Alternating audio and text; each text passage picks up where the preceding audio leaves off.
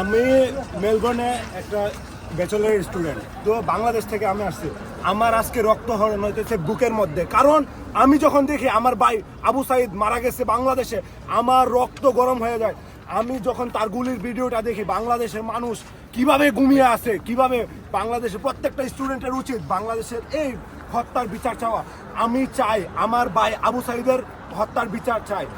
বাংলাদেশে quota system থাকতে পারে সর্বোচ্চ 10%, কিন্তু বাংলাদেশে কখনো 56% কোটা থাকতে পারে না। এটা প্রত্যেকটা স্টুডেন্টের দাবি।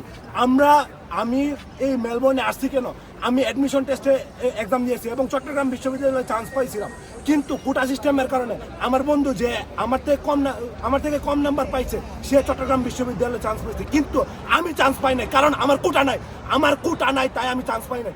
আমি চাই বাংলাদেশের কোটা সিস্টেম সর্বোচ্চ 10% হওয়া উচিত। আমার মার্ক ছিল 88, কিন্তু আমার বন্ধু মার্ক ছিল 86, সে চান্স পাইছে, আমি কেন চান্স পাই নাই?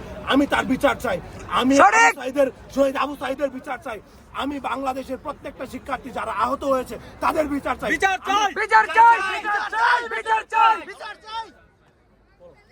আমি প্রত্যেকটা শিক্ষার্থীদের পক্ষ থেকে, এখানে কোনো রাজনৈতিক দল, রাজনৈতিক সমাবেশ কিচ্ছু না, এখানে বিএনপি, জামায়াত, আওয়ামী লীগ, ছাত্রলীগ কিছু নাই।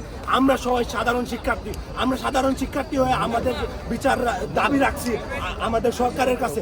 আমি ইন্টারন্যাশনাল ল এবং CNN, BBC, আল জাজিরা যা কিছু আছে সবার কাছে আমি আমার কথা পৌঁছে দিতে চাই, কারণ বাংলাদেশের ঢাকা ইউনিভার্সিটি গত রাতে এবং জাহাঙ্গীরনগর ইউনিভার্সিটিতে যে ঘটনা ঘটছে, এটা কোনো দেশের একটা সুস্থ স্বাভাবিক সরকারের কার্যক্রম হতে পারে না।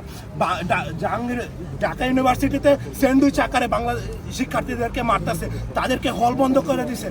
একটা এডুকেশন সিস্টেম সরকার বন্ধ করে দেওয়ারকে একটা স্বায়ত্তশাসিত সিস্টেম কখনো সরকার দ্বারা বন্ধ হতে পারে না। এটা বন্ধ করতে পারে শুধুমাত্র ঢাকা ইউনিভার্সিটির তাদের সিস্টেম বা তাদের প্রশাসক, কিন্তু একটা সরকার কিভাবে